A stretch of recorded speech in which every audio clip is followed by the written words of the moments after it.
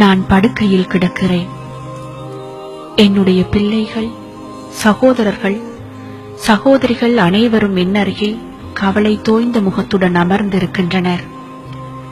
என்னுடைய நெருங்கிய நண்பர்களும் என்னை சூழ்ந்து நின்று கொண்டு என் முகத்தையே பார்த்து கொண்டிருந்தார்கள். திடீரென்று எனது மூச்சு பெரிதாக இழுத்தது. பெரும் மூச்சாக இழுத்து இழுத்து விட்டேன். எனது நிலைமை மோசமாவதை கண்ட சிலர் யாசின் சூறாவை ஓத ஆரம்பித்தனர். மூச்சு இப்பொழுது கொஞ்சம் இலேசானது. எனது கண்களை திறக்கிறேன். ஏதோ ஒன்று எனது கண்கள் காண்கின்றன. ஆம், வந்துவிட்டார். மரணத்தின் வானவரான மலக்குள் மௌத் வந்துவிட்டார். நிரந்தர பயணத்தை நான் ஆரம்பிக்கப் போகிறேன்.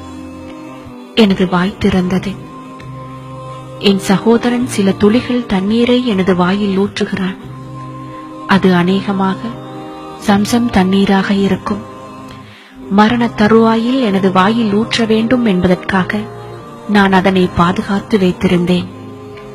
அனைவரும் லா இலாஹ இல்லல்லாஹு முஹம்மது ரசூலுல்லாஹ் என்று மொழிய ஆரம்பித்தனர். எனது பார்வை பறிபோய்விட்டது. எனது நாடி நரம்புகள் எல்லாம் அடங்கி போய்விட்டன. எனது உணர்வுகளும் மங்கி மறத்து போய்விட்டன. ஆனால் என்னால் இப்பொழுதும் கேட்க மட்டும் முடிகிறது. என் அன்புக்குரியவர்கள் அழும் சத்தம் கேட்கிறது. நான் இன்னும் இறக்கவில்லை. ஆனால் உயிரற்ற ஜடமாக ஆகிவிட்டேன். எனக்குள்ள நேரம் வந்தது.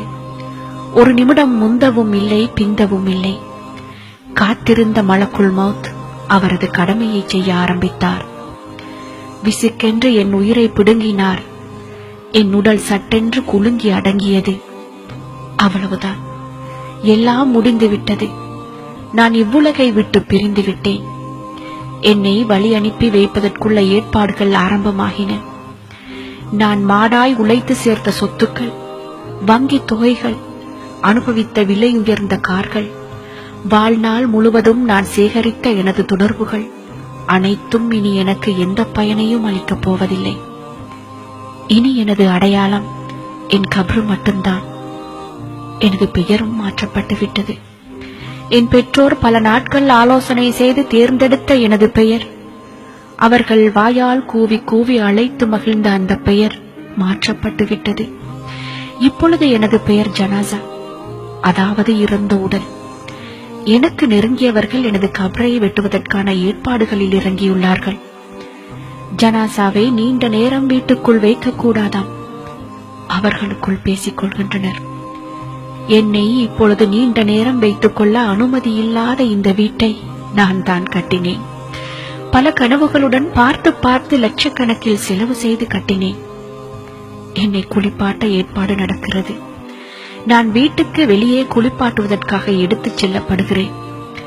நான் பார்த்து பார்த்து கட்டிய வீட்டில், நான் அழகுற கட்டிய குளியலறையில் எனக்கு குளிக்க அனுமதி இல்லை. குளியலறையை சொகுசாக பயன்படுத்த வேண்டும் என்பதற்காக விலை உயர்ந்த பொருட்களை வாங்கி அங்கே பொருத்தினேன். அவையெல்லாம் இனி எனக்கு சொந்தமில்லை. இந்த நிலையில் எனக்கு பயன்படாத இந்த பொருட்களை நான் ஏன் வாங்கினேன்? குளிப்பாட்டி முடிந்தது. என்னை வெள்ளை துணியில் சுற்றினார்கள். விலை உயர்ந்த என் ஆடைகள் எல்லாம் எங்கே போய்விட்டன? என்னை சந்தூக்கில் வைத்தார்கள். எனது விலையுயர்ந்த ஏசி கார் ஒரு பக்கம் கம்பீரமாக நின்று கொண்டிருந்தது. அது இப்பொழுது எனக்கில்லை. எனக்கு கிடைத்திருப்பதெல்லாம் இந்த மரப்பெட்டிதான். இதற்குத்தானா நான் இவ்வளவு நாள் கஷ்டப்பட்டு பணம் சம்பாதித்தேன்?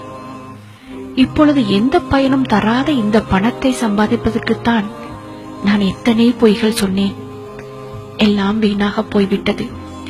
நான் என் வாழ்க்கையை தொலைத்து விட்டேன். எனது இறுதி பயணத்தை சுத்தமாக மறந்துவிட்டேன். ஆனால் அது உறுதியானது, மிக நெருங்கியது என்று எனக்கு தெரியும். இருந்தாலும் அதனை மறந்து உலக மாயையில் மூழ்கி போனேன். பாவங்களில் பழகி போனேன். ஆனால் இன்றோ எனது விளையாட்டு முடிந்து விட்டது. இது எனக்கு மட்டுமல்ல, உங்கள் எல்லோருக்கும் தான். நீங்கள் எல்லோரும் இதே நிலையை ஒரு நாள் அடையத்தான் போகிறீர்கள். ஒரு நாள் உங்களுக்கு இந்த உலகம் ஒரு சிறிய கனவு போல் கலைந்துவிடும். எனக்கு நேர்ந்தது போல் உங்களுக்கும் நடக்கும். உங்கள் உயிர்களும் ஒரு நாள் பிடுங்கப்படும். ஆதலால் தயாராக இருந்து கொள்ளுங்கள். நன்மைகளை கட்டி வைத்துக் கொள்ளுங்கள். அது ஒன்றுதான் உங்களுக்கு உதவும். உங்கள் இறுதி பயணத்தை இன்பமயமாக மாற்றும்.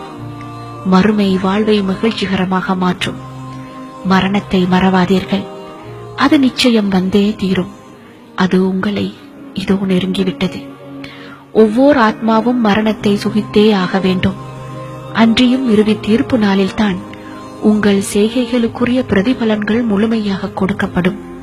எனவே எவர் நரக நெருப்பிலிருந்து பாதுகாக்கப்பட்டு சுவர்க்கத்தில் பிரவேசிக்குமாறு செய்யப்படுகிறாரோ அவர் நிச்சயமாக வெற்றி அடைந்து விட்டார். இவ்வுலக வாழ்க்கை மயக்கத்தை அளிக்கவல்ல அற்ப இன்ப பொருளே அன்றி வேறில்லை. அல் குர்ஆன்.